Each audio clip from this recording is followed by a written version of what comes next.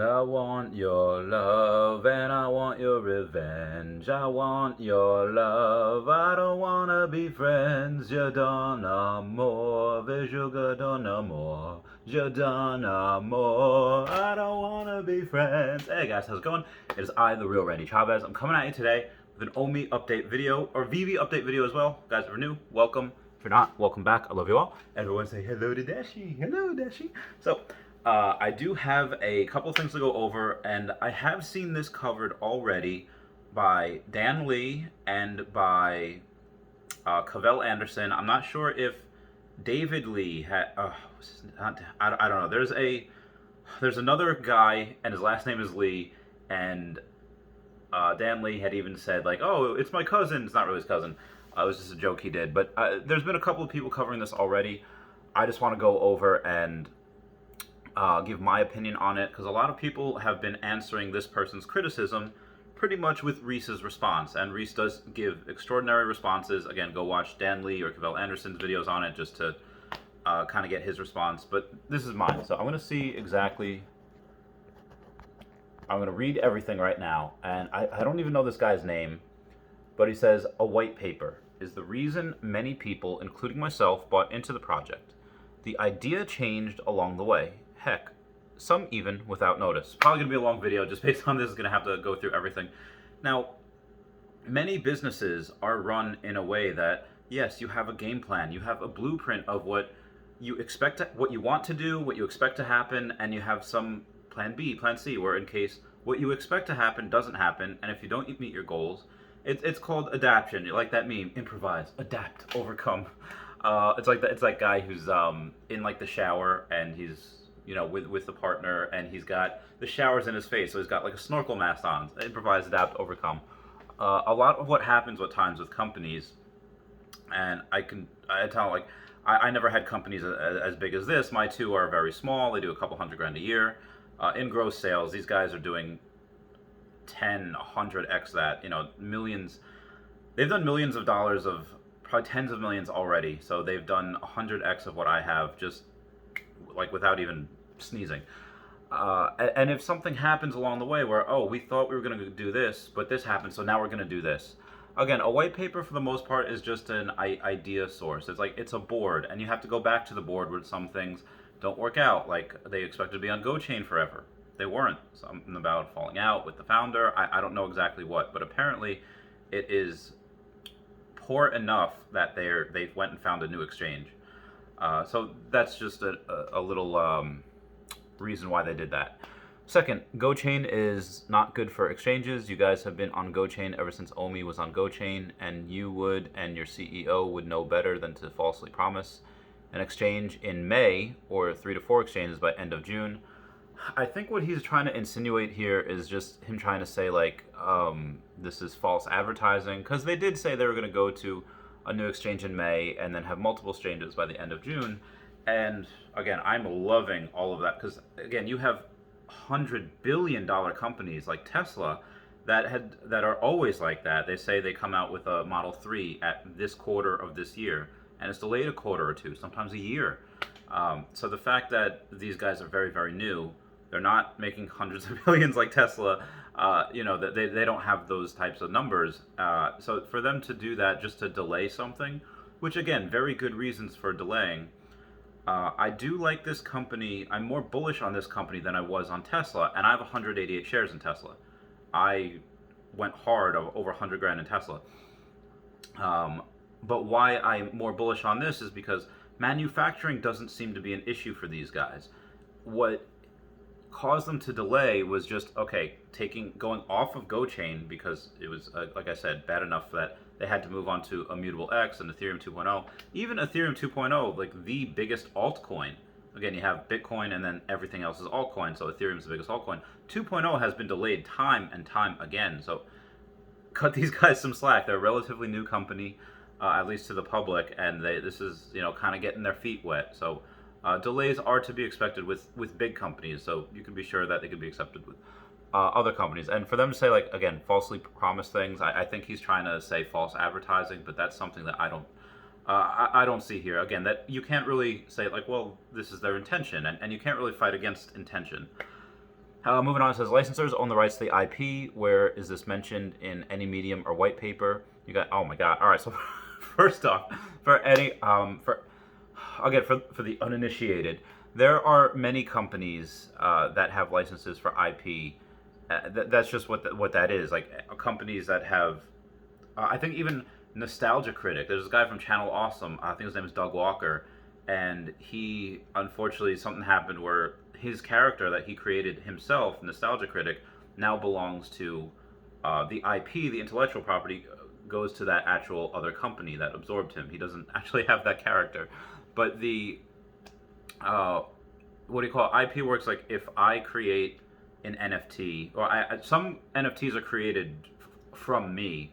For those that don't know, I'm very big in the Earth 2 space, and a lot of people have made NFTs of me in that space, I think on Wax or Atomic Hub. So you can go check those out. Those are pretty fun. I don't know if I'll have a link down below to that, but companies like, if I were to make a Randy Chavez NFT, and then somebody else tries to make an NFT and they don't have a license to do that, then that's illegal. They don't do that. I can sue them, whatever. But if somebody else wants to mass produce it, let's say on an app that has hundreds of thousands of people, and they license that from me, it's like, hey, can I get a license? And I'll do that for you. And this way, the language in the contract would say, okay, this license that I'm doing for you, you're going to make money pretty much from doing nothing. You just can't license out your IP this exact way to any other company. You can probably do it to make trade, if they're just doing NFTs, well, you can make NFTs of trading cards, you can make NFTs of, stickers, but you can't do the 3D NFTs in this way that we're doing. If I were to be contracted with Veve, I'd be like, yeah, that's fine. And you know what else? I would, again, let's say if you're, let's say DreamWorks, and you had another company wanting to pay you $1 million to make Shrek NFTs, and you know that, okay, we'll take the $1 million, your NFTs aren't going to be anything because you have no, no following, no base, but you're just going to take the free money as the parent company. So you guys, continuing on, he says, you guys advertise these as NFTs, non-fungible tokens, on a blockchain. Top of not being able to own what people paid for. We have zero proof they're even on a blockchain. So obviously, with any investment, with any risk, it just comes down to trust.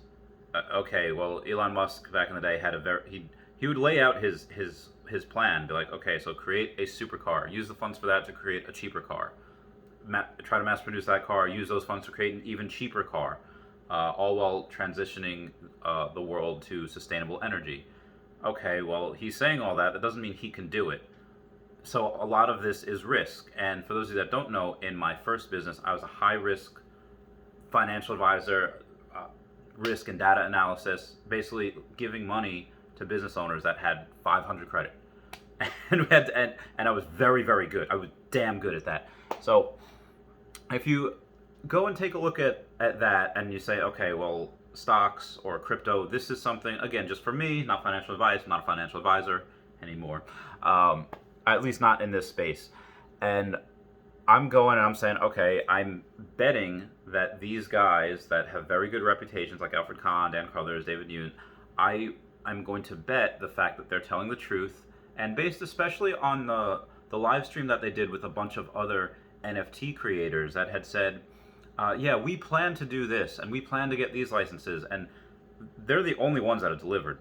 All the other companies, like, they just have, like, a dream, which is fine. Everything starts out as a dream. This started out as a dream, but these guys are miles, years ahead of anyone else, and I don't see anyone else. Like, this is the only, after getting into this space, I've tried to look at other things on NFTs, other companies, and no other company can shine Veve's shoes. They can't. So are they actual NFTs yet where they can be traded on? No, not yet. That's going to come.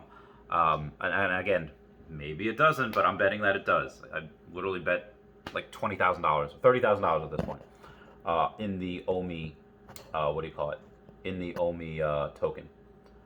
So his next scribe is saying, also to add, Veve is nothing more than a middleman. Licensors run their product on your app and got y'all by the throat. You and the team probably don't make much off these NFT sales anyways, so what's your biggest revenue?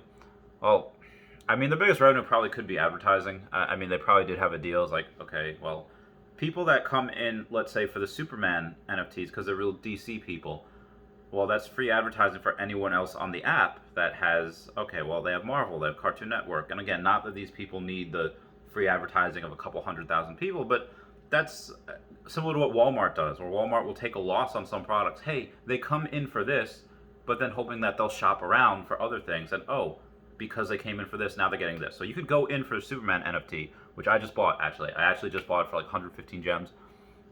Go in for there, but then also leave with an Adventure Time NFT or Powerpuff Girls NFT. So that might be cooked into it as a type of advertising for them.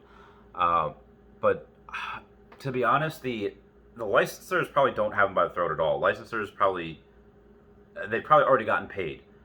What is happening, though, with Google and Apple Pay, which I don't like, but I do, is the fact that Google and Apple, because they're in the Play Stores, and the Google Play Store and the Apple Store, every dollar that's put in, you put in $1, you get 1 gem. Okay, well, 30 cents of that goes to either Google or Apple.